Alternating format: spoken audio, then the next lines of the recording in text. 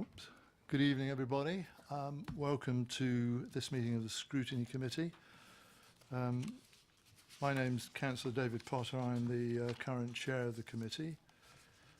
Welcome again, as I say, for making the effort to come out on this winter's evening. Just first of all, a couple of housekeeping things, if I may. And first, apologies for my voice. I've got a cold like many other people, so it's a bit croaky.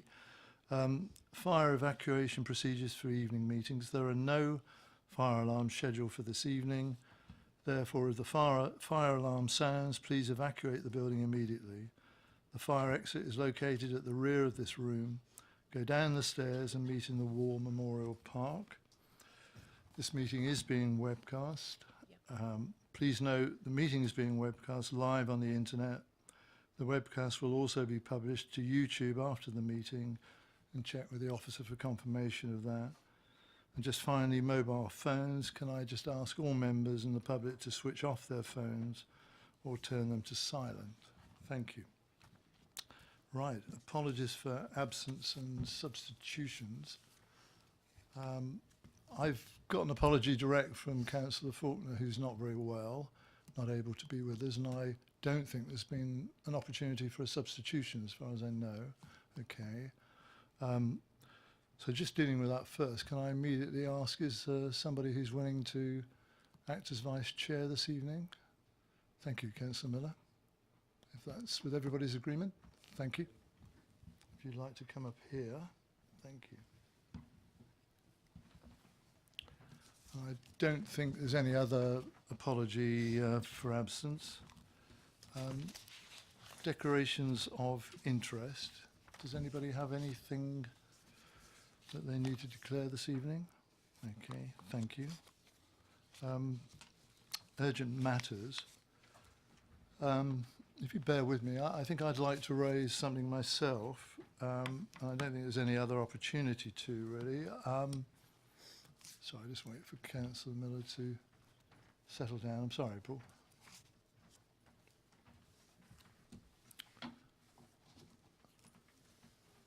As members of the Scrutiny Committee, we've all received an email relating to a Freedom of Information request that was made by, as far as I know, a member of the public. The person concerned, I think, has expressed some concern about the way the FOI request was responded to by the Council. I think this comes within our terms of reference, and I'm absolutely sure it does. And what I'd like to suggest, because there's no purpose in detailed discussion here this evening, I know little of the background and neither do you, but I would want to suggest that the Scrutiny Committee picks up this matter on two counts, really. I think it raises an issue about just how freedom of information requests are dealt with within this council. I've never been clear about that myself, the process, and I know Councillor Faulkner said the same thing to me this afternoon. So I think there's a learning process there that would be useful for us in the way of a report and perhaps an agenda item for us as well. In regard to the particular, and I said this in an email which again I circulated, I was concerned to read that the FOI request perhaps had led to some confusion in the first response, which has subsequently been corrected, and I'd like to know a little more about how that happened. If there are limitations in terms of exempt information and the like, I mean, no doubt that will be notified to us and we'll deal with that appropriately, even if some of the report has to be on the notorious pink paper. But I'd like to get your support for the approach I'm developing here, and we'll come back to this as a Scrutiny Committee at a future meeting, if that's okay with you.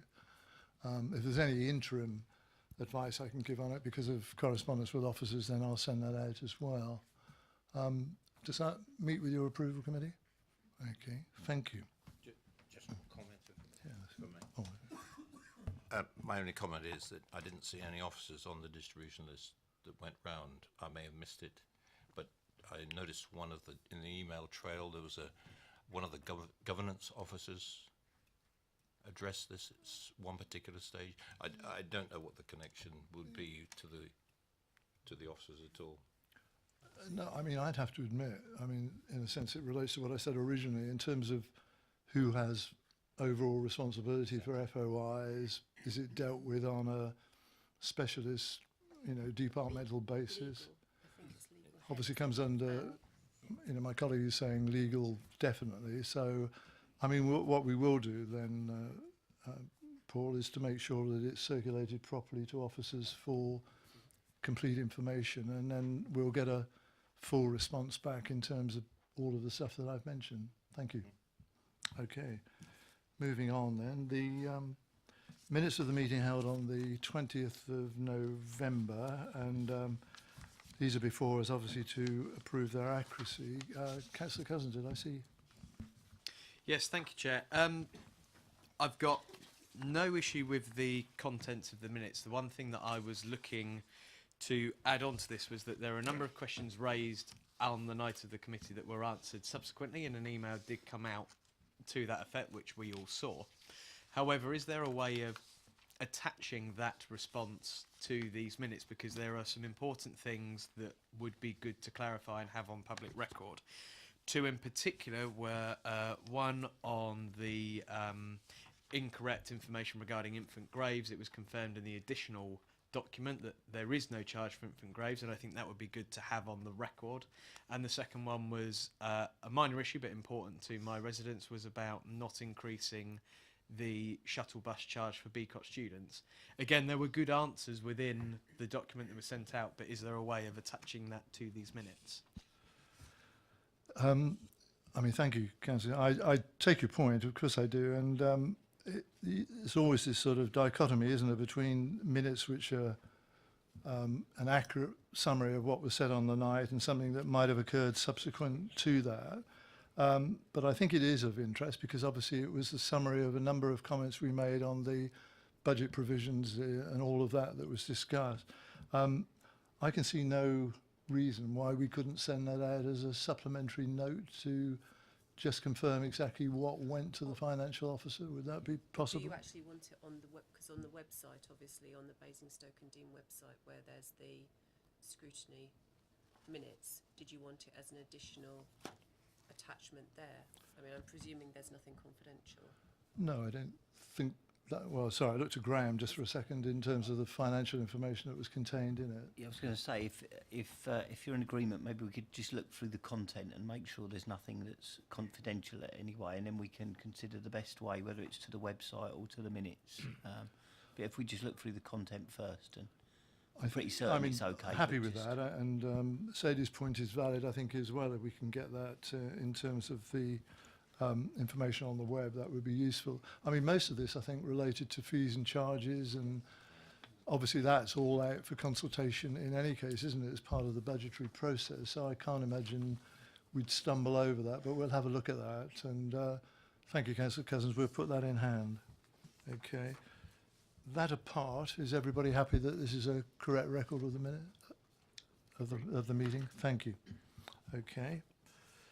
Right, moving on. Item 5. We've got under the heading of Section 106 funds, and this is a council motion that's been referred to scrutiny. And I'm pleased to welcome Councillor Rowland here this evening, who wants to speak on this. And I'll invite Councillor Rowland to take a seat, if you will. It's a little bit unusual in the sense that we don't have any covering report, obviously, because of the way this matter at this juncture has been referred to the committee. What I would like to do is offer Councillor Rowland the chance to talk again, obviously, and embellish what we spoke about at council, and give an opportunity for the committee to discuss some aspects of that, perhaps ask questions if you've got anything that you want to say in addition, and then we'll determine a course of action for it, if that's okay. So welcome, and please say whatever you want. That's a dangerous thing to say, Councillor Potter, Chair. Sorry. Thank you, Chair, for bringing this forward to this committee. I and my fellow councillor, Councillor Robinson, Nicholas Robinson, brought this motion to the full council because we were frustrated with the lack of progress we were having in trying to navigate the process and the officers to get the release of S106 funds which were meant for the communities we represent. I would like to take this opportunity to acknowledge the efforts of Stephanie Corden within this area. She's trying to get to the root of these arising issues, but as they are historic, it is taking much more time than initially envisaged. The S106 scoping documents and subsequent S106 agreements on some, not all, agreement items did not reflect the needs of the communities, and therefore the funds were left unused. As I mentioned in my motion, a significant amount of money. In revisiting some of these agreements, and I suggest that ward councillors and parish councillors can highlight which are the ones in question, it would be the right thing to do. With some expertise of the S106 agreements, with some of the S106 agreements, these could be varied, or in some cases where there are no refund clauses anyway, they could be used for the communities and the items that they have, the projects. This brings me on to one such example that Bramley Parish Council have been trying to pursue for some time.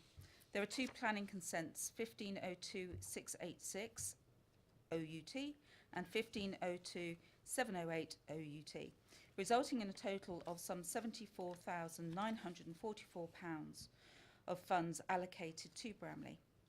The Parish Council would very much like to see these funds released for other community facilities in Bramley. These funds were scoped and allocated to the football club.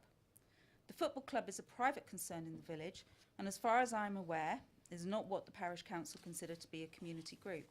The Parish Council were not consulted at any point on the S106 allocation to this group, or indeed the allocation from those two planning applications.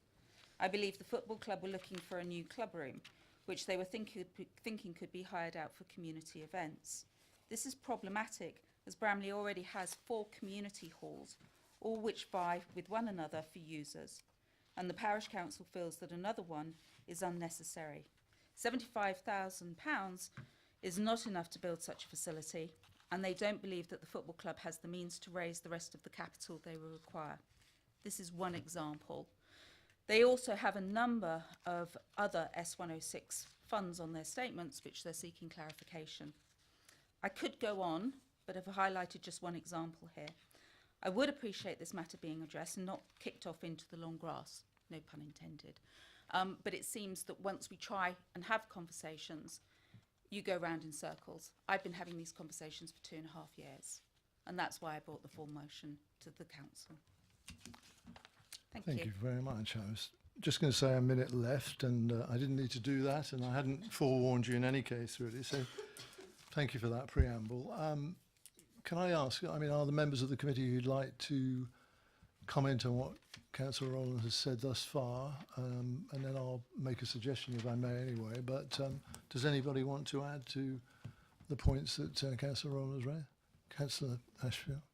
I think at full council you mentioned an example we've seen in Whitchurch where there was an error in the original S106 that hadn't been picked up, which referred to putting a lift in a single-storey building. It was actually supposed to refer to the Whitchurch Town Hall, but it referred to the parish hall. That was a mistake, and so I know that it is very complicated to try and amend these S106 agreements. That was an error. This sounds like there could be some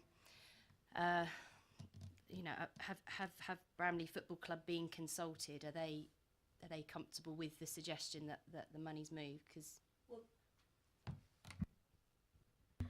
so the money's sitting in an S106 agreement. The football club is a private entity, it's not a community group, and therefore it's sitting there, they can't do anything with it, and therefore there are other things that could be done, and it's just sitting there. And it's like the S106 funds that have no refund clause either. The funds are just sitting there, and they're not being allocated to projects that are within the community now. Just to reiterate that Bramley and Sherford-on-Loddon have neighbourhood plans. In each of those neighbourhood plans, there is a list of projects in the back. In a recent planning application that came through the DC committee, the S106 agreement that arose from that hadn't even referenced any of the projects that were in Sherford-on-Loddon's neighbourhood plan, and they put it for something, it was scoped for something that was completely out of date. Some 4 or 5 years ago, it was on a project list somewhere. Do you want to come back? yeah, I mean, I think as councillors, we'd have to take some responsibility. I know you're now looking at historic things, but in terms of making sure that the planning stage, that those things are really scrutinised heavily, because I think we're so busy on those larger developments looking at the fundamentals that detail at that point isn't deemed that important until the time comes to draw on the S106 funds. So just to be clear, I do have absolute support in what you're trying to do. Councillor Miller. Thank you, Chair. I think councillors around this table, certainly those of us that have been around here a few years now, have gone through a version of how the S106 was applied to parish councils. I'm a parish councillor as well, so I've gone through this. And then some years ago, I think it was 4 years ago, 3, 4, 5 years ago, the whole system changed. It was very flexible previously, and even with reasonably open communication to the officers who managed the S106 allocation to the wards, it was hard work trying to find out exactly how much was in the pot, if you will, what projects were qualified to get that money and support. And since the rules were changed, I think it was at national level of how 106 was to be managed. It had to be directly for the community in targeted projects. We seem to have lost track of exactly what the process is. And I think what is being highlighted by Councillor Rowland, and I think that most members on the council have experienced it, is a lack of communication. That when an S106 is scoped as it comes up into the planning application process, we don't get involved. I've never been involved in a scoping for anything that could be generating S106 monies from developers. It seems to be a bit of a black art. And I think that's what we need to understand much more. I think every councillor on the council needs to have an understanding, because I am more than willing to engage with this scoping, with the identification of projects. We liaise with our parish councils if we have parish councils or community associations. And that's what I think we need to focus on. And you have rightly highlighted this, Councillor Rowland, brought it to council, back to here, and I think, Chair, that's something we might like to look at. I would support anything that would bring clarity to the whole S106 process. What I'd like to suggest, I mean, again, I'd say the same thing. Thank you for raising this. It's been something which a lot of ward councillors have spoken to me about over a period, and I think, as Councillor Miller said, I think a lot of us have some understanding of the Section 106 process, but not enough. And I think if we were able to get more information on it, an officer report, putting it into context in terms of the legal framework that applies as well, and what discretion there is in that regard, and what the role of ward councillors might be and how that might be enhanced in certain circumstances, all of that I think would attract interest and support, really. So, sorry, Jack, I didn't want to cut across you. I'll come back. I was going to suggest that we call for a report, an appropriate report, giving the background and the way 106 agreements are operated, and put together a members panel, not necessarily just drawn from Scrutiny, but writing to group leaders and getting nominees who would actually make a contribution, and then come back at a later occasion, obviously with a much more informed discussion around the subject. So that was going to be my suggestion from the chair. Councillor Cousins, sorry, was I cutting across you? I just have one very simple question, which you did clarify at full council, but I just want to reconfirm that that is the position. Within your motion, you rightly talk about parishes because that is the ward of which you're in. You're in the word of parishes. For us urbanites, parishes do not necessarily exist. So I'm just wishing to clarify that it isn't a parish-specific thing that you would wish to be seeking to clarify. It will be across the board that urban and rural would be looking at how SO 106s are moved and allocated in this process. Yes, it's the whole S106 process. There's recently been the update, which has specifically said that ward councillors and community or parish organisations are to be involved. I actually haven't seen anything come forward yet to me as a ward councillor with regard to any planning applications that have been at various different parish councils for approval or objection. And so that's a concern that even the new process isn't being engaged with. Thank you. Councillor Ashfield. I wonder if we might also, within the work, is to actually look at the process for actually getting monies paid, because I know that's also can take many, many months to get money released. Thank you. I'll take that on board. And I apologise, Councillor Golding.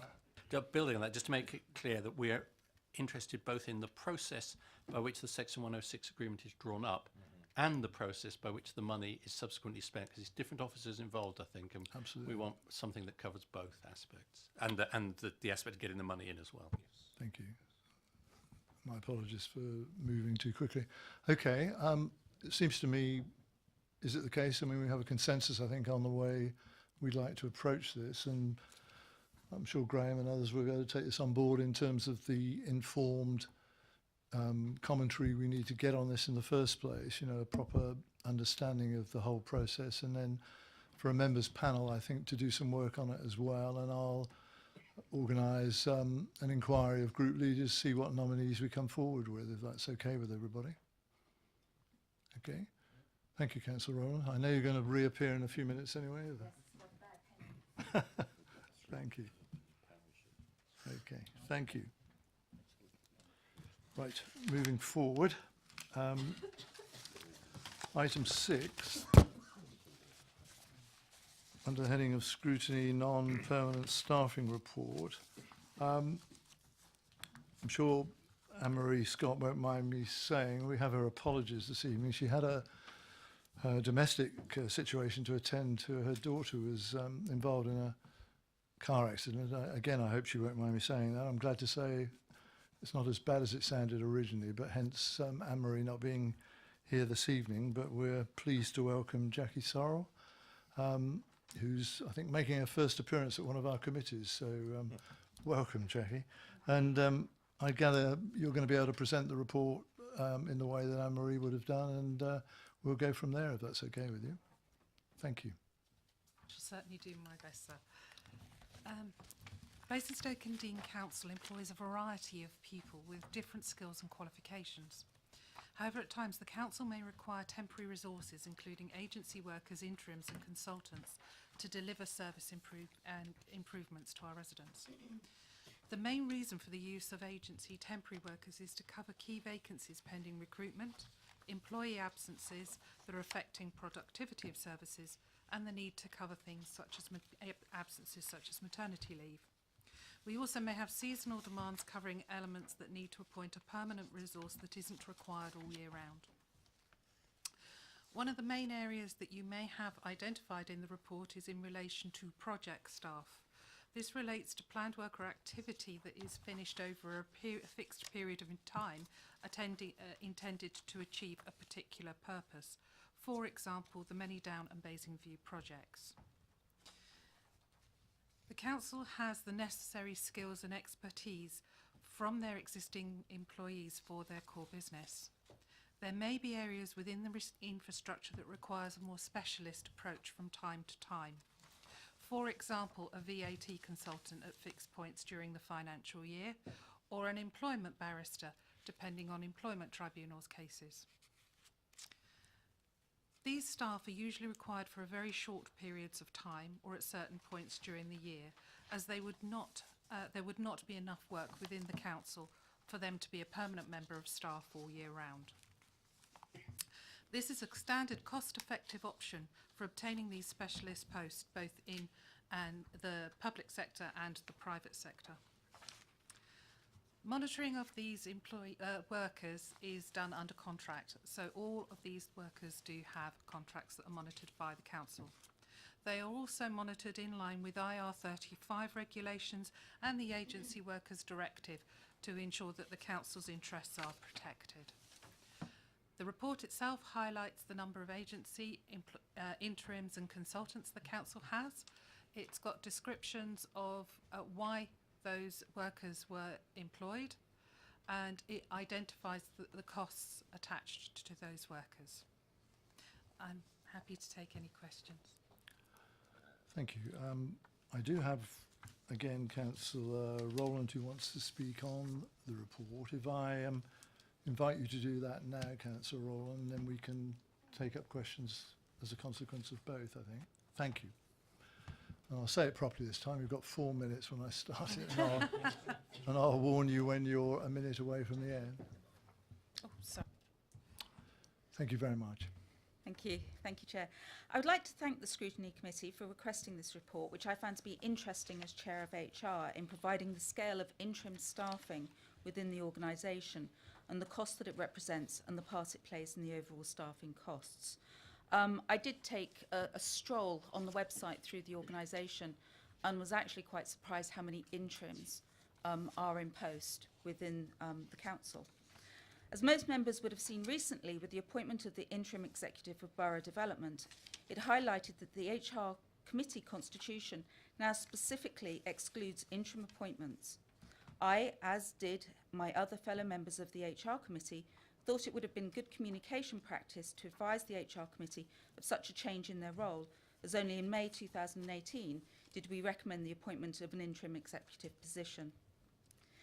This report provides a transparent view of the costs incurred, which needs to be more finely debated, as some services, which are time dependent, have the use of contract staff and could be beneficial from a long-term commitment perspective for the organisation. There are also ways that these costs can be reduced in terms of using job boards instead of agencies, like the Local Government Resourcing Partnership, which is a nationally procured framework for executive appointments, and Matrix Framework for general staff, general agency, which was much more locally based, which is where the council would expect to attract more junior staff from. Handover timeframes from an interim post to a permanent appointment is in most part quite lengthy. So this could easily be shortened and, of course, escalating the recruitment time frame of posts. One of the things that I've learnt, that the impact of having interims in post to staff within those departments is quite unsettling. And interims can continue for year after year and actually make staff feel unstable. They don't know what's happening within their part of the organisation and is actually detrimental or could be detrimental to their performance. I just wanted to say that I was surprised about how much money it was. I was surprised about how many interims there were. I understand the business use for the essential activities which are time dependent. But if this was a commercial organisation, you would be looking at the attrition rates and you would be looking at the inability to make permanent posts appointments. That's all I have to say on the matter, and I'm happy to take any questions. Thank you very much. Thank you for finishing well within time. Thank you. I'm particularly grateful for you being here as Chair of HR, obviously, to add the expertise you have to the debate that we may have on this, really. I'll switch over to questions, obviously, from committee members, and Jackie, you'll take them, and where appropriate, Venetia, if you could answer stuff as well. Could I just quickly make my own comment, really, in regard to the lack of involvement now for HR in terms of interim appointments? And this was something that, as a member of the Constitutional Working Party, I take partial responsibility for as well. I have to admit that I wasn't fully aware of the change that had occurred, and I should have been, I think, along with other members of the CWP. It was contained within revisions that were made to the Constitution under a sort of light touch heading. And it is something, I think, that in hindsight we reflect upon, and I think the HR Committee has a view on it as a whole, never mind individual members like myself. It is one of a number of things that I think we will take back to the CWP for further reflection. There are a number of things that are accumulating, and there will be a meeting of the Constitutional Working Party in the near future where we can look at changes again, really, which will come back to Council, obviously, for ratification. So just that one-off comment in the first place. But committee, is other points obviously that you want to raise with either Jackie or Venetia while she's here? Please, Councillor Mackay. I think I'd like to say something very similar, but just a slightly different angle perhaps, and that is that my observation in the report is that there are two particular resource challenges. The two large projects that are referred to, which have to be personed up over the next few years, and the competition for staff, both from the proximity to London and other authorities. And I suppose it's disappointing to find that one public authority might be vying with another for important staff, but that's where we are. But given that background, that feeds me forward into what I thought was the most important paragraph in the whole report, and that's in the summary section 10.4.2. And I think it says what really we should be asking for going forward. And it says the development of specific recruitment and retention strategies to recruit permanent staff in key hard-to-fill roles. And it's that strategy, I think, that leads towards the concerns that we might have about the number of interims, the cost of interims, the challenges that are in recruitment in the council. So my question would be is, how can we ensure that the council develops these strategies going forward? Is that something Jackie can pick up? I can answer obviously some of that. I have been asked, and it has gone to SLT, for me to look at pay, benefits and grading for staff within the council. So we've started on a project to look at that, to make sure that we're competitive and to look at more flexible packages in order to attract people to Basingstoke and Dean. So that project has actually been scoped out and has been presented to SLT, and that has been agreed by SLT, and we are looking to try and move that forward. Did you want to come back, Councillor? Was that okay? Yes, well, in as far as it deals with the tactical challenge, and I can understand why an answer can't be given now, but the answer to the strategic challenge is obviously a bigger question, and I hope that work will go on to give an answer to that in due course. Okay, thank you. I can answer that. The answer to the strategic challenge is quite complex, and the council is looking obviously at many strands, and that would look at the issue of digitalisation and how we work, whether we're going to work flexibly, agile working. There's going to be a whole ream of strands of projects that are currently being built up to try and look at how the council will look in the next 5 years, and then how the workforce will be met and trained and support the council's vision for the next 5 years, which will tie into the digitalisation programme. I wonder if I could just check, I mean, in terms of the appendices that we have in front of us, in terms of the cost analysis, and Graham would help on this, am I, and I know Councillor Mackay's made the point about the major projects that are listed under the Appendix 2, specialist advice and consultancy spend, but the grand total there of 7,181,000, I am reading that correctly. That's the total figure that we're talking about under that heading, isn't it? Yeah. Okay. And in regard to Appendix 1, which is under the heading agency and interim spend, which I think was the thrust of Councillor Rowland's comments, really, we are looking at 3,200,000 for that, aren't we? Is that right? Yes. Okay. So overall, we're talking about £10 million plus for the two. Is that right? Yep. Okay.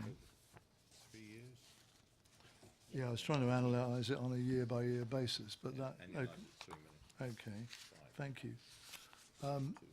Can I just it was something I think I've mentioned before, Graham, you perhaps just help me, the clarification on paragraph 2.2, which is page 18 of the report I've got in front of me. I just wanted to be entirely clear really on how we go about this. It says, whilst we know corporately approximately how much the council spends on ad hoc consultants, similar information in respect of consultants is held by individual service managers. It's I guess it's just that concern, which I've said before, I know about the word approximate, isn't it, really, and how the detail of that is actually shaken out of the information we might like at any time. But that's held by individual service managers who are responsible for their own budgets in this regard, is it? Is that right?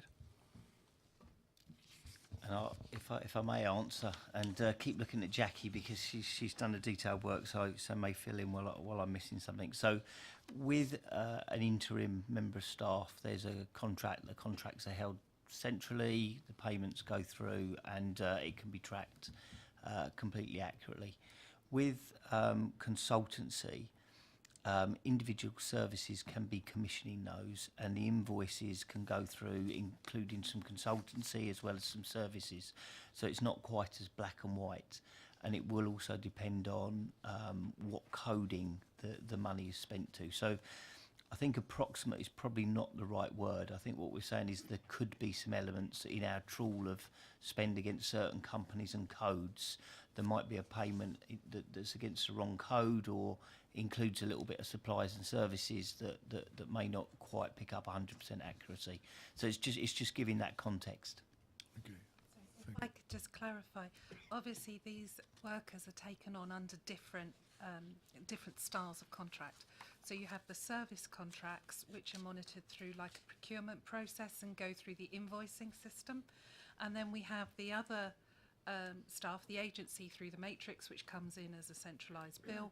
And obviously the other staff are actually run through the council's payroll, which so you've got the payroll monitoring, you've obviously got procurement in their separate cost codes for invoicing, and you've then got the big matrix contract management. So it's a question of trying to get the three figures together, which is why sometimes it's used approximately, because it depends on how the officers, timing of the officers putting in invoices and various other arrangements for that. But because they're monitored under three different systems, that's why you sometimes get the approximate figure, which you will get obviously a definite figure at year end, but on an ongoing basis you might have some approximate figures.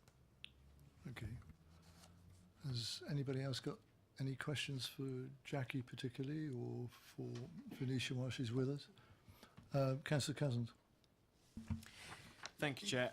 You clarified one of the questions I had, which was in regard to the appendices. They can be added together. There is not part of one is in part of part two. So we're looking at just over £10 million altogether. With that, then in reference to 5.3 on page 26, are we saying then that of the £10 million we spend, half of that is on consultancies?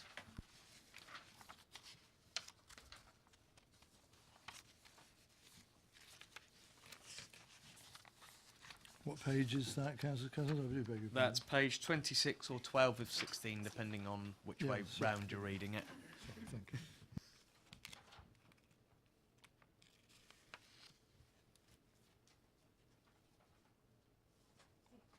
Okay, I'm sorry. Is that Jackie to answer if you can? Is it- So it's more than half. So out of the 10 million you've got, over the 3 years, you've got 7 million on specialist advice and consultancy.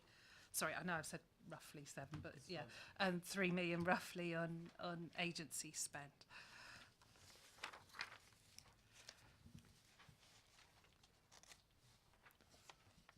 And is the agency spend relating to the commentary that's made under a different paragraph? It talks about an increasing trend of agency workers working for longer periods of time than hitherto would have been the case, and that's all to do with supply and demand, I guess, in terms of other workers. Is that right? It certainly is. Yeah, I mean, Sorry. when relating to agency workers, you normally want to have them for no more than the 12-week period, or else the Agency Workers Directive rules come into play. But obviously, it depends on the recruitment processes we have.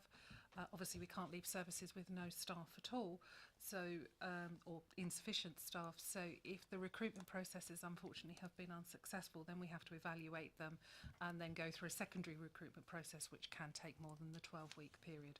So unfortunately, we are not just Basingstoke and Dean, but local government in general is finding this more difficult in recruiting, and obviously I think we will find this more difficult in the future as we go through Brexit. Obviously we don't have adult and children's social care, but other councils are certainly finding that difficult in relation to recruitment being far more difficult.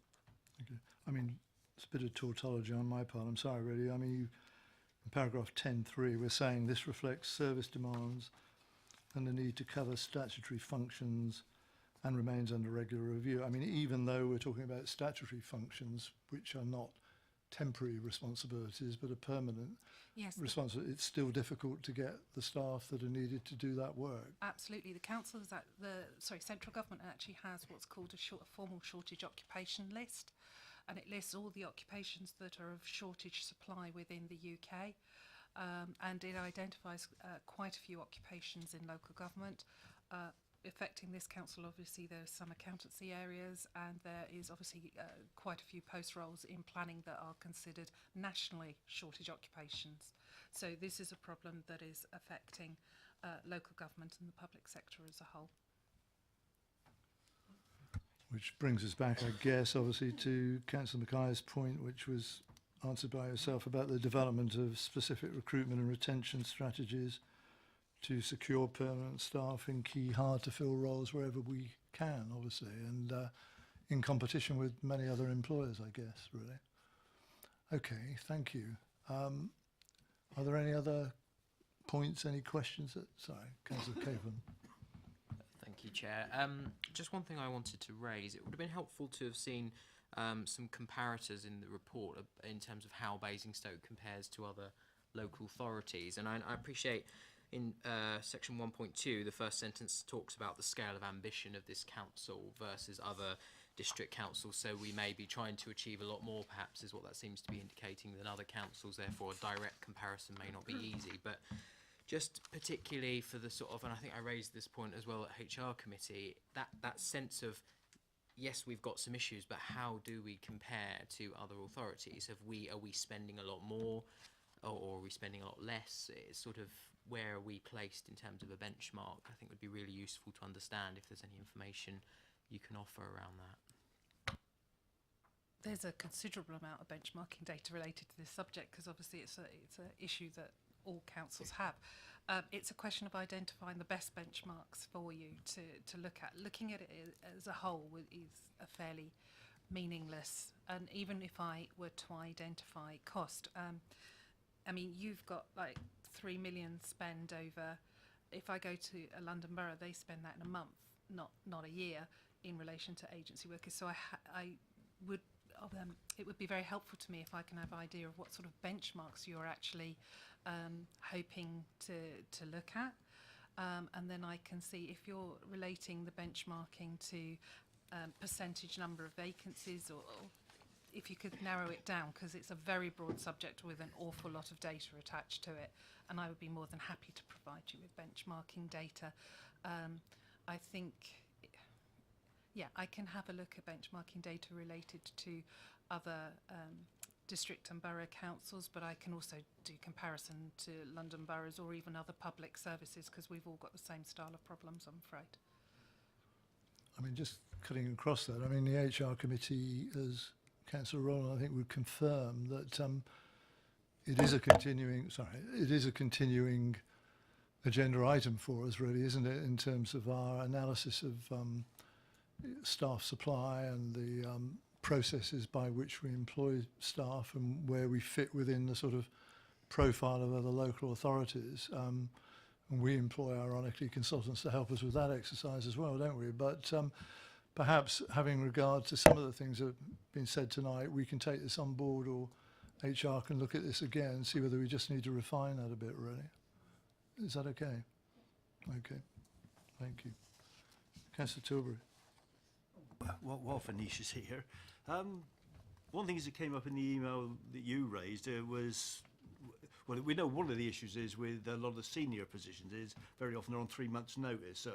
That causes problems, which is probably why we end up having to use interims in the first place. But in this particular one, it was said, well, we're not going to bother even starting the recruitment until after the elections in May. But I couldn't see the relevance of that. I don't know if you could, but as in your role as head of HR, or whether anyone can. But it just seemed a bit odd.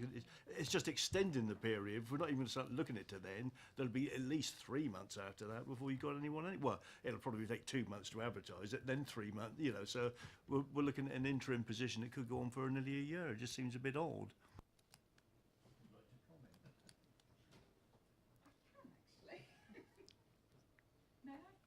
Thank you.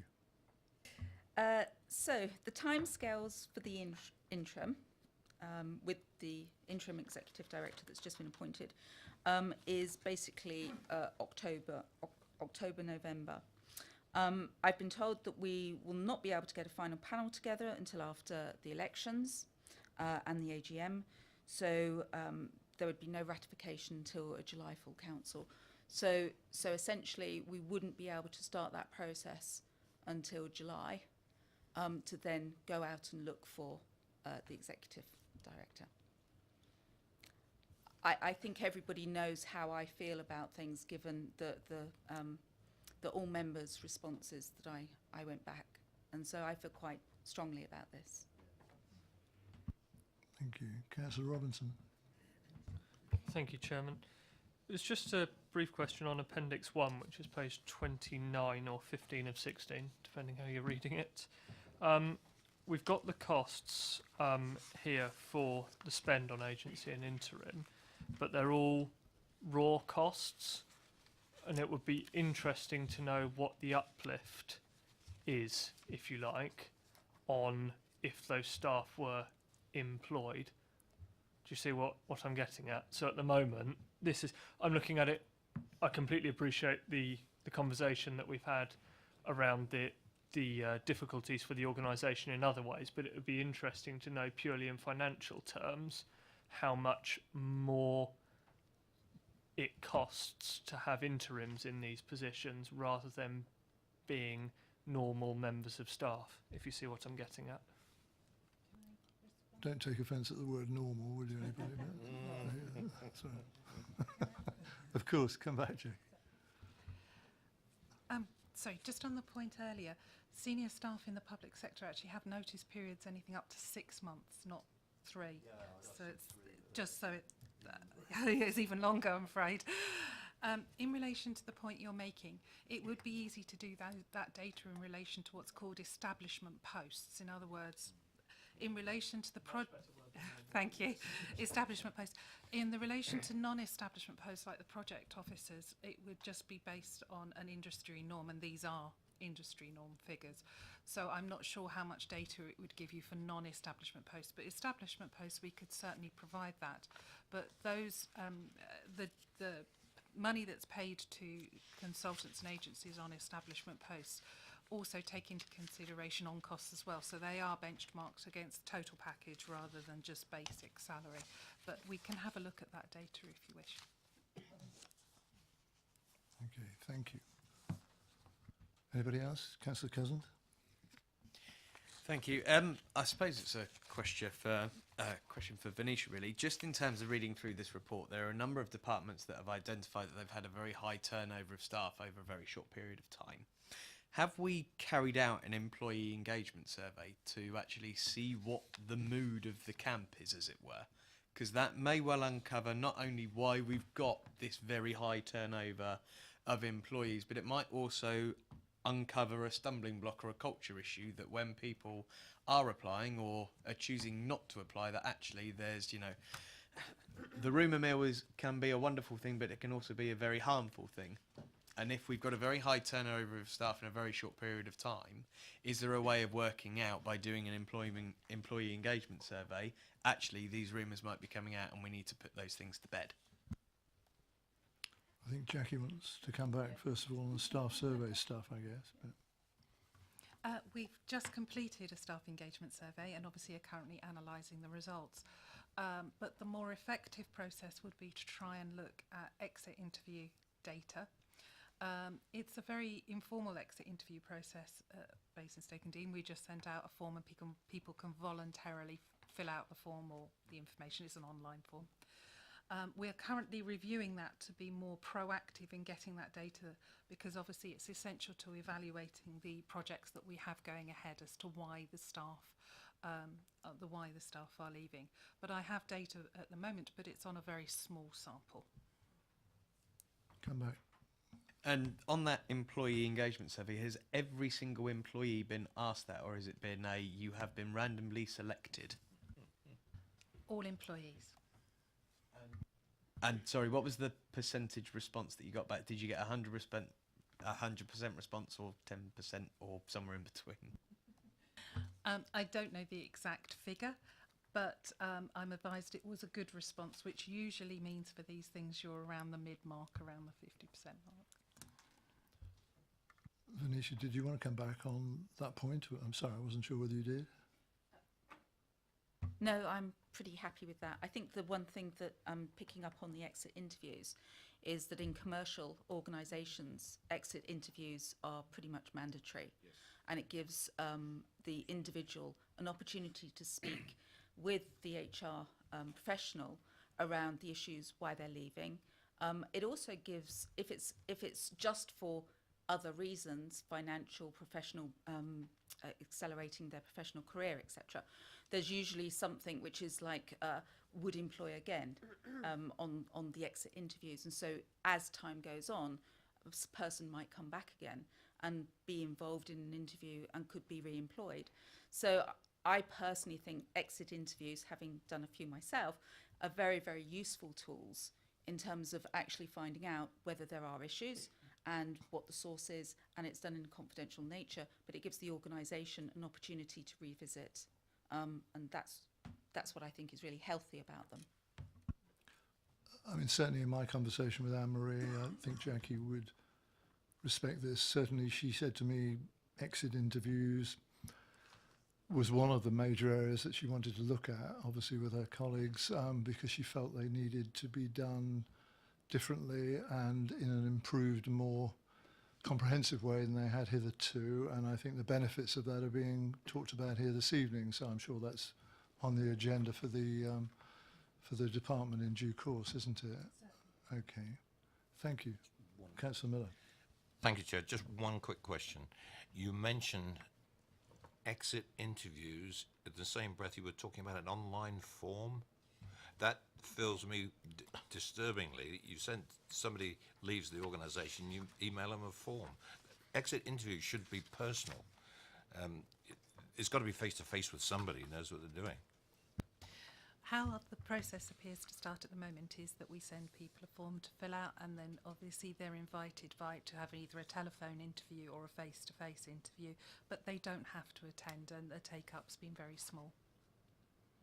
This is the current procedure, but obviously we accept that that's not adding value to the organisation, and obviously we are looking to change those processes.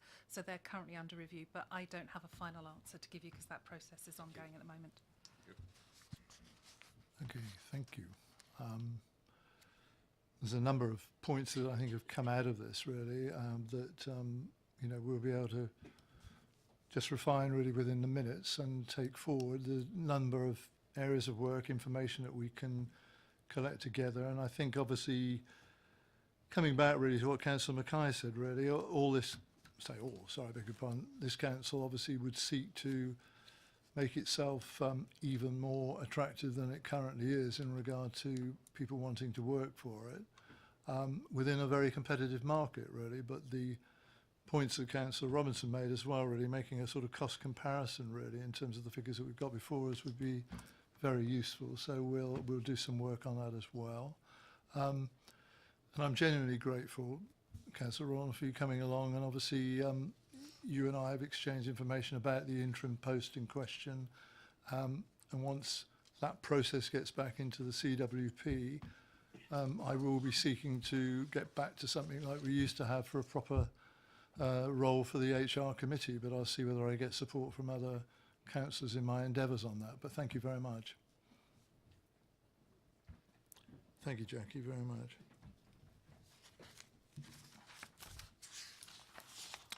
Okay, moving on. Item 7, under the heading of BDBC dilapidations procedure.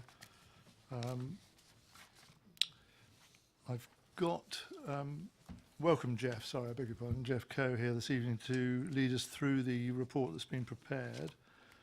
And I'll get him to do that. We've also got Councillor Kim Taylor, who I know wants to talk about this report and one particular area of it. So I'll invite you to speak in just a minute once Jeff's introduced us, if that's okay. Thank you, Jeff. Thank you, Chair. I've chosen the wrong night to come and talk to you all. I've just picked up a really annoying cough, so excuse me. Join the club, it's okay. Committee members have asked for us to explain how we manage repairing obligations across the portfolio. I think there are two principal issues to grasp that govern this. One is what type of property is it, and what sort of lease does it have.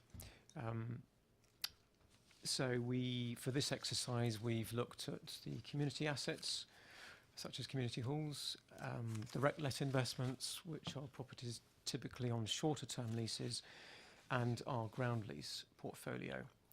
And generally speaking, the leases that apply to these properties are either full repairing or internal repairing, or in the case of community assets, they're internal repairing with the council picking up quite a large tab for structural repairs and externals.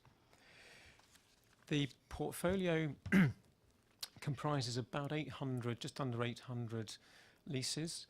Half of those are commercial. The other half are a mix of community assets and fields, recreation grounds. The major repairing obligations obviously relate to the commercial portfolio. We've got, of those 400 leases, we've got 224 in industrial lettings, 99 office leases and 72 retail. We've got also 70% of our income coming from ground leases, which is a useful statistic. We tend to enforce each repairing obligation depending upon its category. So community buildings, for example, we have we inspect every 2 years, do a condition survey, and we pick up our obligations and the occupiers' obligations, notify them, and we build our commitments into the capital programme. With direct let properties, we inspect those externally once a year, and typically we pick up dilapidations or tenants repairing obligations at the end of their leases, so that we're not left with an empty building that we then have to put in repair to let again. So we serve terminal schedules of delapse on those properties. And there's some examples in the report of some we've done recently. The most difficult area to enforce repairing obligations is on ground leases. So these typically are areas of land that have been let on leases between 125 and 250 years. The head lessee takes the ground lease and they build a building on it. Design life of buildings is typically 30 to 40 years. So as a landlord, we can expect over the term of the lease to see 3 or 4 different buildings on that site. And those are buildings that the head lessee will, over time, and there'll be different head lessees at different times, building what's fit for purpose at that time. There are lots of statutory limitations around what a head lessee of a long lease is obliged to do to reinstate a building. So the basic principle is that the law takes into account the diminution in the landlord's reversion, which is the value of the landlord's interest at the very end of the lease. And that's very difficult to quantify when the building that's going to exist in 100 years' time is not going to be the same building as the building you have now. So we look at all of the ground lease properties at least once a year, and we have to be quite prudent and follow market practice in terms of following up our remedies. And there's 4 principal remedies for what we can do to enforce obligations to repair on ground leases. The first one is a claim for damages, which with any contract you can claim for, but by virtue of lots of property legislation, the odds are stacked in favour of the tenant, who will, in the majority of cases, get relief. And it's not actually, if you claim for damages, you're not actually putting the building back in repair anyway. The second option is for the landlord to take forfeiture proceedings. There's another area fraught with case law and precedent. And you only really do this where you absolutely know you want the building back. In a lot of cases, you'll be inheriting a can of worms and a lot of financial liabilities. The third option is to seek specific performance. This is an equitable remedy at court, and therefore is at the court's entire discretion. So the outcome of that is not to be relied upon, and barristers and lawyers tend to advise us not to go down that route. Which leaves us with number 4, Jervis v. Harris clause, which is a clause inserted into modern leases that allows the landlord, provided the clause is in the lease, the right to enter the building, undertake the repairs and recover the cost of those repairs from the tenant. That's all fine. It sounds very simple, but again, it's fraught with timetables. So if you don't serve notices in the right way, you can actually be done for trespass. And inevitably, your idea as a landlord of what the building should look like in repair is going to be different from the tenant's. So you've spent, say, £1 million, the tenant contests that, says, well, it's only £100,000, and you end up being liable for the difference. So none of these routes to redress are guaranteed in any way, shape or form, and there lies the problem of enforcing repairing obligations on long ground leases. It typically becomes more of an issue for the head tenant than it does for the freeholder. So there's often a more pressing need for the head lessee to put the building into repair so that they can actually let it or occupy it and enjoy the benefit of it. We were asked to give a brief comment on the ice rink, because I think this is probably what sparked the curiosity over how we enforce repairing obligations.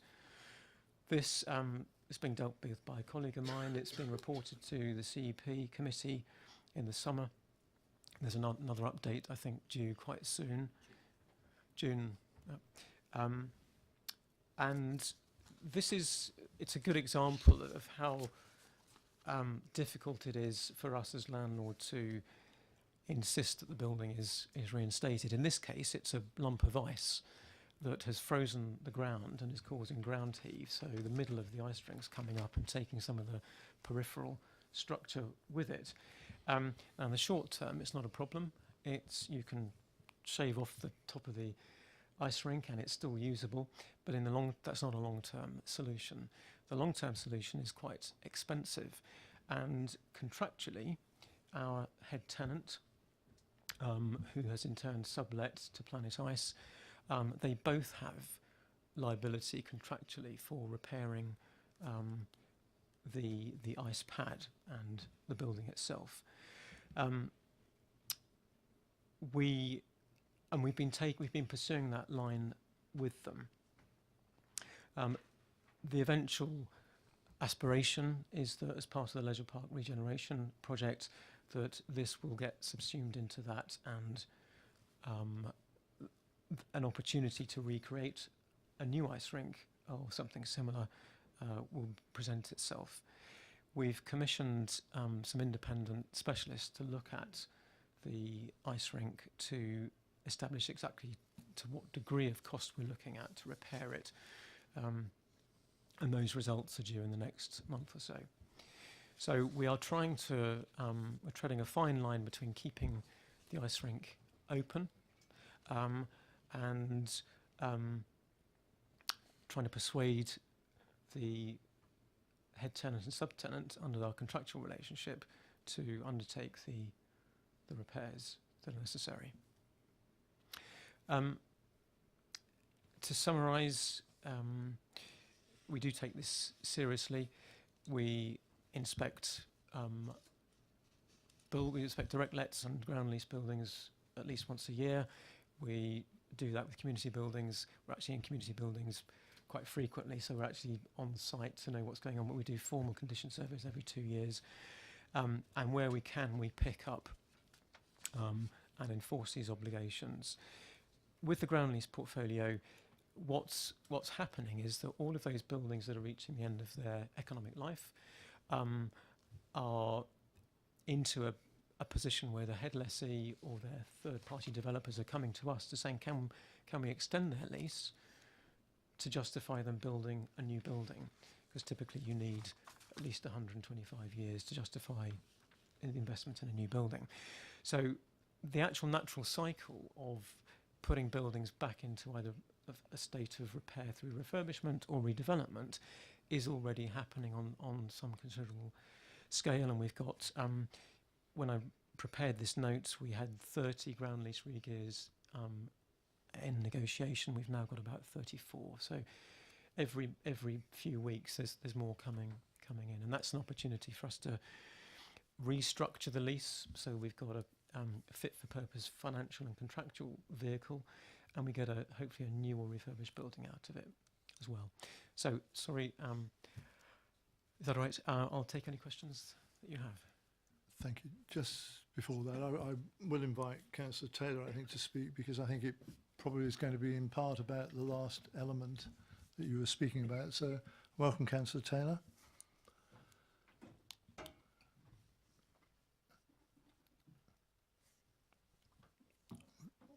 We'll start off when you're ready with 4 minutes, and I'll tell you when there's a minute left, and see how we get on anyway. Thank you. Thank you, Chair. I have got a number of questions, actually, in fact, quite a few questions, and so I've produced them in writing because I suspect that some of the questions officers will need to go back to have a look at the answers, and I know it can be very difficult at the time to keep a note of all of the questions. So if I may, I'd like to hand that to you in due course. I'm coming at this from 2 points of view, really. I'm a new councillor. You know, it's always useful to educate yourself, but also I sit on both the audit and the CEP committee. And so there are two sort of perspectives to viewing this. One is in terms of the audit committee. Hardly ever a meeting goes by when there isn't some comment or concern raised about the systems and procedures used for managing property and assets. And in the CEP, obviously, we've been very concerned and have brought to us the issue of the ice rink and the dilapidations of the ice rink. And really what I've done is I've had a look at the procedure and how it's being applied to the example of the ice rink. And that's left me with quite a large number of questions about how the procedure has been applied and if it's applied consistently. And, you know, from what I'm looking at from the agenda report, that generally speaking, there should be an annual survey of some kind, and if things are identified that there are discussions with the head lessee or tenant, and if that doesn't succeed, then there's some form of enforcement depending upon the nature of the lease. We're referred to the CEP agenda item, but unfortunately that isn't entirely complete in terms of a history and in terms of the procedure being an annual procedure with things happening on a regular basis and things being monitored, or indeed what the actual process and how it's recorded. And my questions really are around trying to gain clarification of those issues and how over time this procedure has been applied. I did note when I read it that there's a lot of information not available because documents are destroyed.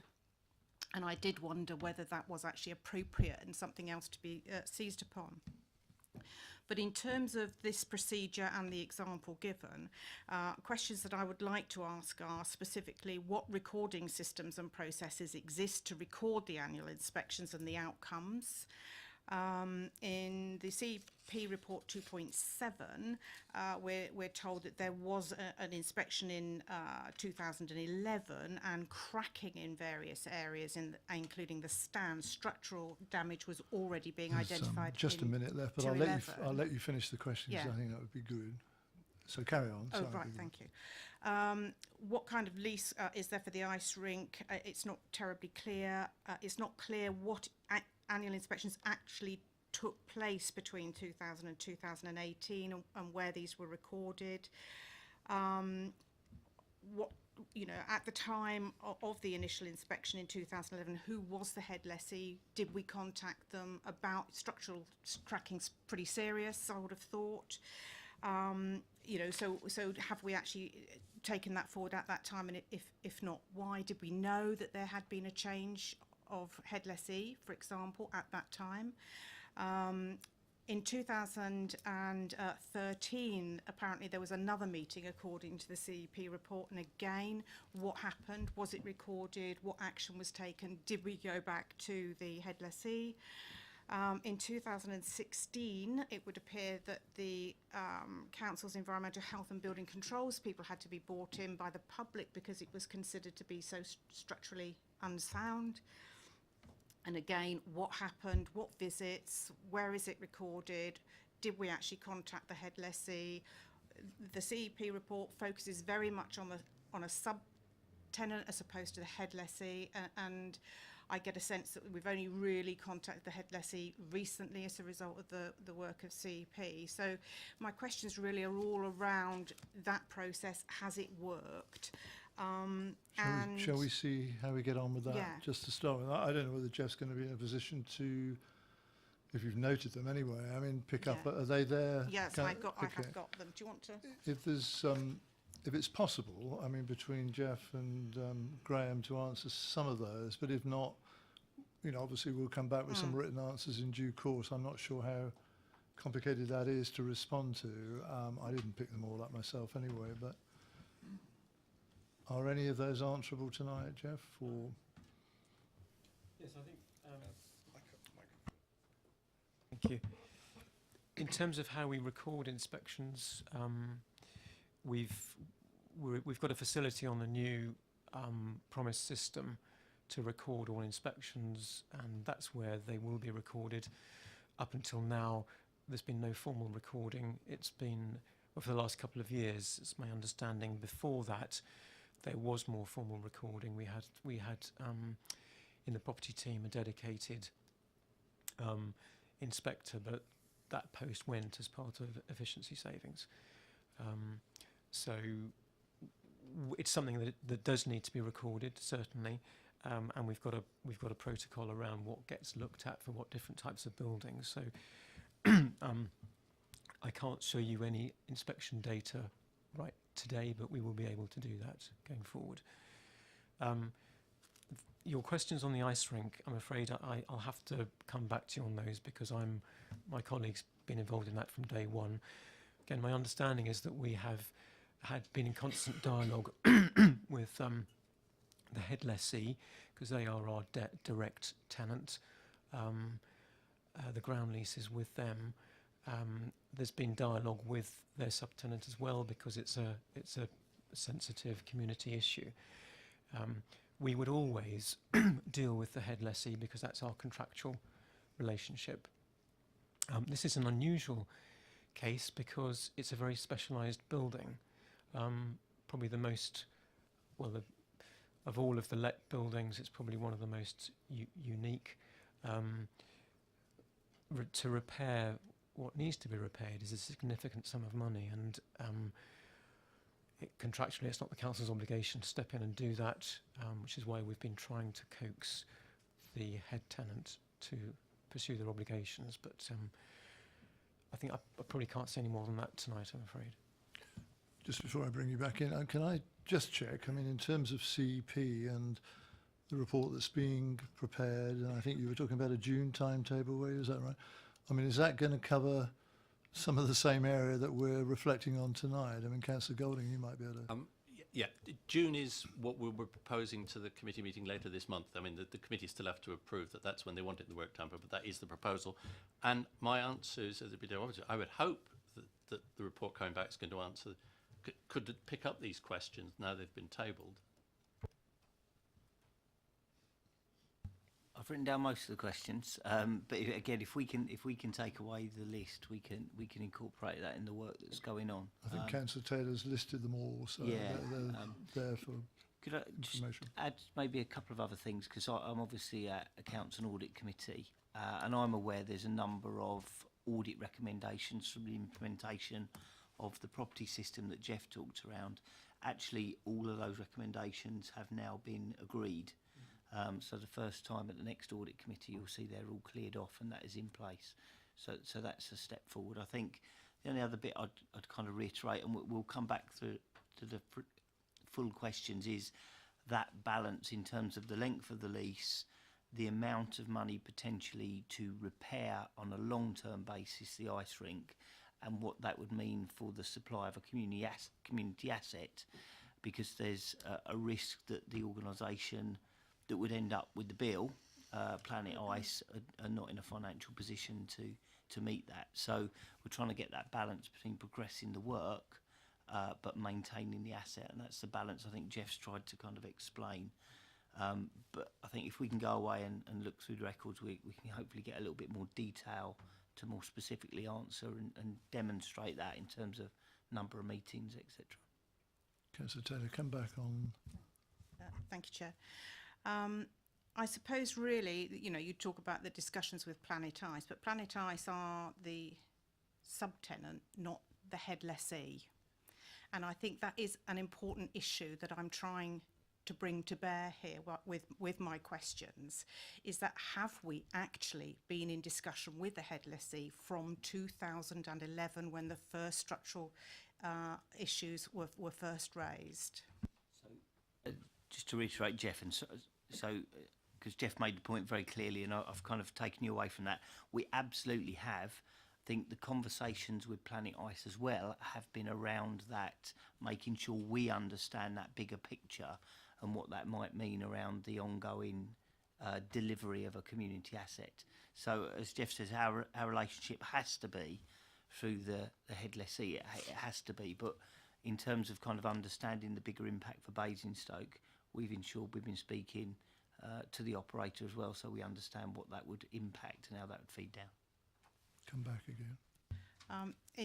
In terms of that, the actual day-to-day operator is a charity called Bison in the Community. They actually operate it on a day-to-day basis, take all the income and so on, and they pay a licence to PI Leisure Limited, which is the parent company of Planet Ice Basingstoke. So, you know, I mean, it is, I know it's a bit me being very pedantic, but it's actually quite important that when we do reports, that we actually have the correct legal entities identified. And my, as I say, repeat again, the concern with, I appreciate you wanting to discuss with Planet Ice as Planet Ice Basingstoke as a subtenant, but the actual operator, day-to-day operator, is the charity Bisons in the Community. The parent company, you know, we talk about can they, you know, the report talks about could Planet Ice Basingstoke afford the repairs? Well, they've actually got a parent company that could afford it, plus there is the head lessee. So I'm just not convinced from the data that's been presented so far as to the actual history of discussions with the head lessee from 2011, when these issues could have been rectified there, and because this is a high-profile community issue. Let me just make a contribution if I may. I think what will be useful, thank you, Councillor Taylor, particularly having gone to all the trouble that you have with these questions, which are detailed, and I think demand a detailed response. What we can do with everybody's agreement, I think, is have these as an addendum to the minutes of this meeting, and I think the answers to those questions would be very informative, really, from some of the things that you're starting to draw out. If we can get, for the public record, those attached to the conversation we're having here this evening, I think that's going to be a very useful exercise. But obviously, reading between the lines, I don't think it's going to be something that officers can really give a comprehensive response on tonight because of the complexity of this, really. But do colleagues agree? I mean, that would be a way of making sure that we've got all the information we want in a form that we can understand it, really, probably dealing with the sort of issues that you've raised, Councillor Taylor. Have you got anything else that relates to that, or are you content with that as an approach? I'm content with that as an approach at this stage, yes. Okay, thank you. Councillor Golding. We've just been having, provided that doesn't become standard practice across all committees, that people turn up with long lists of questions that they then expect to have included in the minutes, which would rather subvert the present process where we rely on democratic services to record the most important points. So with that caveat, we're happy in this case, but we wouldn't want it to become the norm or a set of precedent. I mean, I'm sure there's lots of people who wouldn't want it to become the norm, but for this situation, I just think that in terms of what we're facing, it would be useful to all of us to have it done in that way. But I'll bear in mind what you say, of course, and it is a bit unusual. But thank you, Councillor Taylor, very much for raising the issue in the way that you have. And thank you, Jeff, obviously, for the report. On the more general elements, are there any questions that colleagues have? I've got Councillor Golding, Councillor Robinson, Councillor Ashfield and Councillor Miller in that order, I think. Thank you. So this is on the generals, not the specifics of the ice rink. And just to say thank you very much for this report. It's very helpful and illuminating, particularly on the ground lease properties where, although you haven't quite put it this way, it basically explains it's much easier to make the lawyers rich than it is to actually get the obligations enforced, which is true. I did want to pick up one point. You point out that all properties let on ground leases are inspected by the council's property team externally, at least once. So I assume that means someone stands in the road and checks the buildings there and not obviously falling down. But then on the next page you talk about these Jervis and Harris clauses, which entitle us, if we get all the I's dotted and T's crossed, to go inside and do repairs. Now, but if we don't inspect inside, we're never going to be able to use those clauses. So I do wonder whether now we've got those clauses, where we've got them, whether perhaps every 5 years or so there should be an internal inspection. Come out, Joe. Yeah. That's not a bad idea. It's with a portfolio this size, the resources you need to do that are quite significant. The majority of the portfolio are industrial sheds, very basic buildings. They're steel portal frame with crinkly tin on the outside and maybe some bricks on the lower level. What you see on the outside is pretty much a reflection of what you'll get on the inside. You get with the trained eye, you get a very good feel of what's going on inside those sorts of buildings. And to be honest, you've got to come back to the enforceability of the whole thing. So we could spend a lot of time and resources looking inside buildings in detail on ground leases, but never ever be able to enforce the repairing obligations. Office buildings are very similar. So again, if a building from the outside looks well cared for, it's occupied with tenants, subtenants. It might be a single occupier or multi-let. If it's multi-let, actually we'll be in and out of it anyway. But again, if it's an occupied building, you can see through the windows. You know if there's a problem. If the lift's out of action, frankly, that's not our problem on a long ground lease. So we take a very pragmatic and industry-centred approach to all of this, because what we don't want to do is rack up unnecessary expenses for the council in administering the obligations under the lease. Is that okay? Thank you. Councillor Robinson. Mine was more on the specifics of the ice rink, but I appreciate we've moved on. So, You okay? Content? Okay. Yeah. Thank you. Councillor Ashfield. Thank you. Mine is a general question, but I'll use the ice rink example to clarify exactly what I'm asking.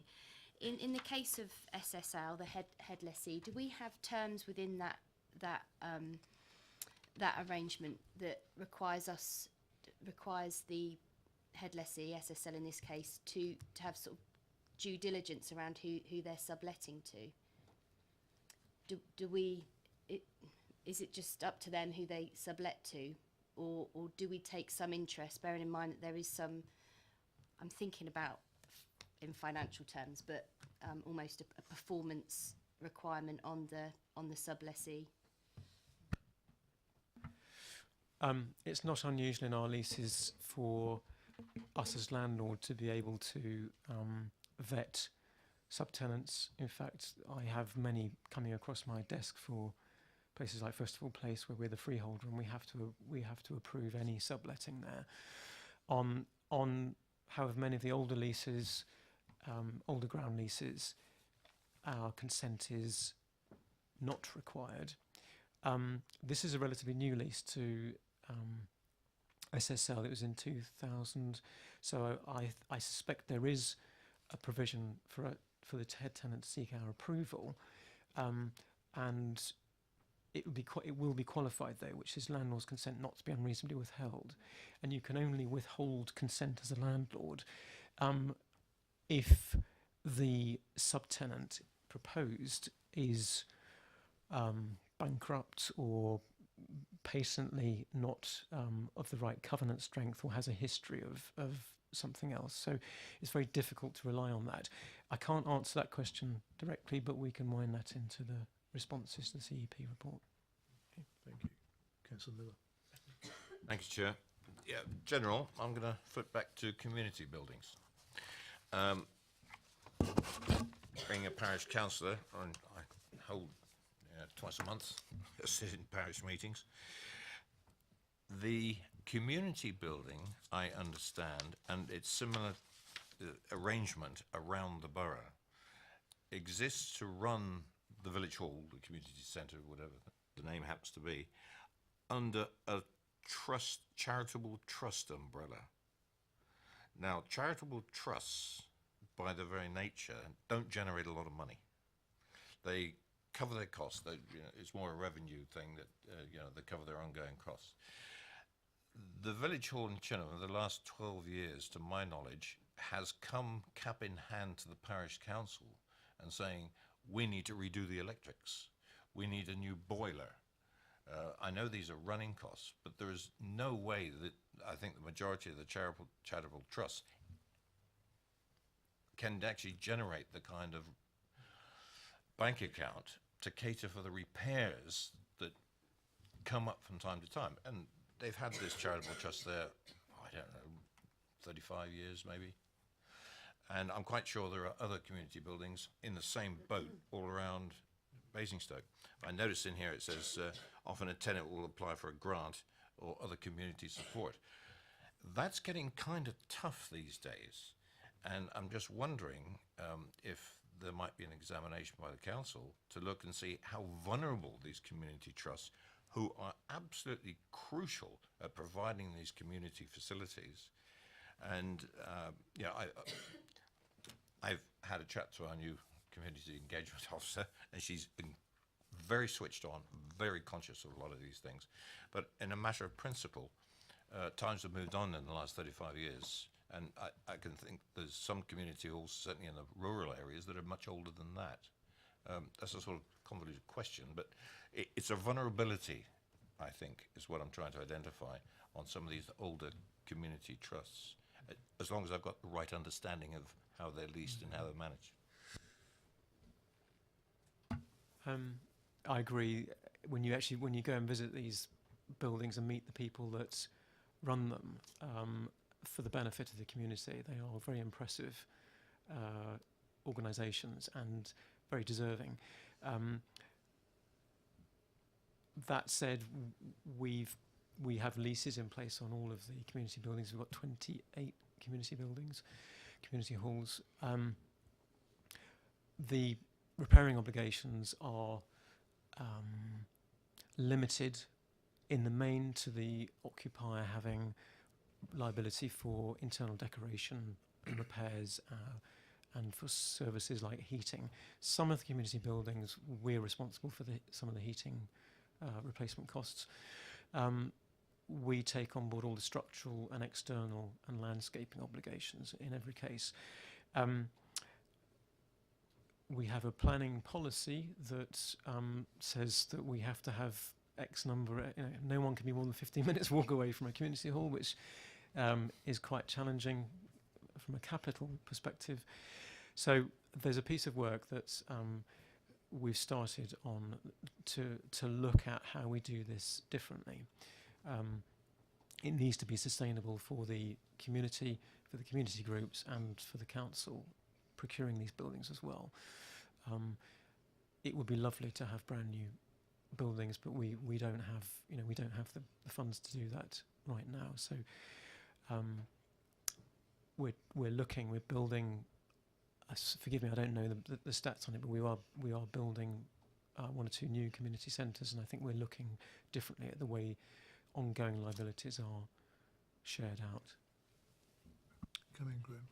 I may just add to that, and I think we're looking at, and I presume it's Steph that you spoke to, looking at that whole grants, strategic grants, and the LIF arrangements around that, so how they can hopefully build a more sustainable community infrastructure to help organisations such as you speak about, both on the accommodation and both on the kind of key services they provide to local people.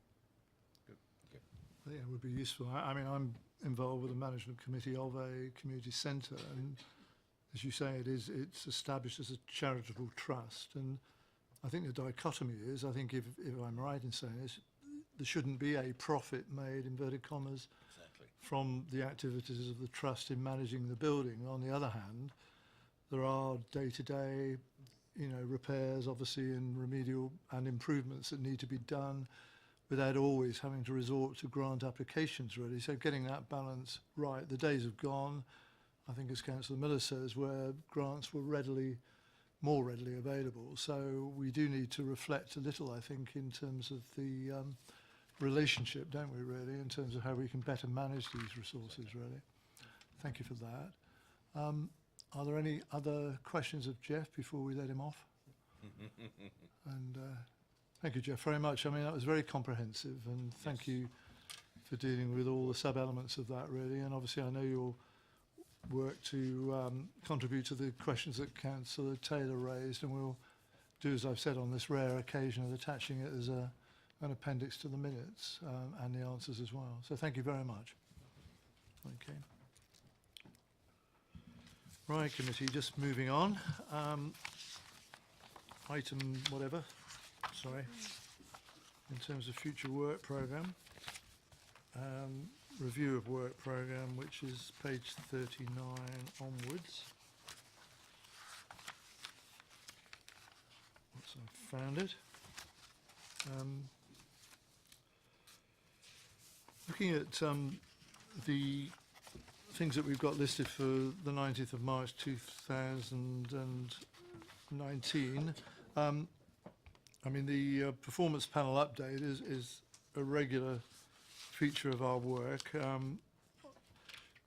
In terms of the second item, the local enterprise partnership, Councillor Robinson and myself, with different hats on, and the leader of the council have exchanged some correspondence recently. I just wanted to update you on that. I mean, for different reasons. Sorry, the correspondence between all of us, but in terms of Councillor Robinson's own committee wanting to have a improved contact, I guess, with the LEP. But in terms of scrutiny, obviously our brief was to talk to the LEP about democratic accountability and see if we could get a better understanding of that. Councillor Sanders rightly points out that there are 14 constituent local authorities to LEP in this area, and therefore for there to be the type of contact that we were musing about really would prove quite difficult, really. And what he's suggesting is that we organise, it is organised around a workshop at Basingstoke and Dean Council to have representatives of the LEP present, where we can better understand their terms of reference, the democratic accountability aspect in all members, of the council would be invited to attend that workshop so that we're able to have a proper dialogue with LEP representatives about the sort of issues that I think have concerned us and we've spoken about here. So my suggestion is that we actually do fall back, inverted commas, on that workshop idea. And with your agreement, obviously, we'll seek to, well, Councillor Sanders has this in hand in any case, but set this in train, and that will supersede the sort of initiative which we were talking about taking. Does that meet with your approval as an idea? Okay. Which means, of course, obviously it impacts upon the work programme that we have timetabled. Just want to seek your commentary really on this, and I think Sadie might just help me on this as well, reminding me in terms of the transport update, which we had listed for March, that wouldn't be available, I don't think. Well, would it wasn't listed for March, but Sorry, I beg your pardon. Was it not? we last had an Oh, update okay. from them in June last year. Right. So presumably it would be June that he came back, but I just said, is there any chance that he could bring it forward to March? Right. And unfortunately, due The to answer's no. holidays and everything else, he can't. Okay. The other one that still goes under that dating is the member officer protocol, and that's a review that I think historically, and I've only chaired this committee for a while, I mean, was something that was raised by the previous chair. I'm not 100% certain in my own mind at this juncture whether that's still relevant for us to discuss again, really. I'm not aware that it's been an ongoing feature. I'm not aware that it's been particularly contentious. So, I mean, we've had issues, of course, but in terms of the protocol proper, what I'm building up to saying in a long-winded way is that we'll review whether we actually need the meeting in March, I think. That would be the case, wouldn't it, really, in terms of those things that are listed and now have been overtaken or superseded. So are you content that you leave that with me? And I'll come back to you as soon as I can, if and when we're clear about whether there's substantial items for discussion. Is that okay? Graham wants to come back, I think. It was just really on the 106 item. Could I speak to officers today to say is that something that could be sped through? But actually in terms of discussion and that they're planning some sessions with members outside of it, that just Right. looks a little bit too tight. So Yeah. again, that kind of lends itself to not the March meeting. Okay. I mean, judging on tonight's discussion on the 106 thing, especially if we create the members panel, I mean, that's going to have its own lifetime. It's going to have its own work schedule as well. So we'll probably reflect on that as well. Councillor Golding, okay. Mr. March, I was just wondering whether any of the review groups could actually report back. There's 4 of them. Hopefully they've all been doing some work, and perhaps a couple of them could report in March. Thank you. Can we, again, looking to my left and my right, probably can we put that under the heading that I gave, really, of looking at, if that is possible, then yes, that would be a very useful initiative for us, so thank you. We'll look at that, shall we? Yeah. Okay. Did you want to come in, Councillor Robinson? Sorry, I didn't mean to. It was just briefly on the section 106 point. I think there are a lot of aspects to that piece of work that members want to look at. And I know that from the discussion that we had in full council, certainly all members will want to be engaged in that process. And I'd rather that we did the work properly and it took a bit longer because we were taking on everybody's points of view than we rushed it forward for the sake of having a meeting. Just a personal view. No, thank you. It's very a point well made. Thank you for that. Okay. So moving on, really, no need to look at the exclusion of press and public, and we have no confidential exempt items for information to impart this evening. So I'm very happy to say the meeting is over at 8:10. Although, oh, sorry, Jack, I do beg your pardon. Sorry, Councillor Cousin. Sorry, Chair, just something that I've noted. In the minutes of the last meeting, Councillor Robinson proposed calling in South Western Railway and Network Rail to discuss their services to our residents. I just wanted to inquire whether he had done that yet, and if he hadn't, whether he was looking for a co-signature, because I'm more than happy to offer a co-signatory from over here. I'm more than happy to work with Councillor Cousins on that. Okay, thank you very much. Train wasn't too bad tonight, was it really? But okay. Well, again, anyway, thank you for your attendance and contributions, all of you, and I wish you good night. Thank you very much.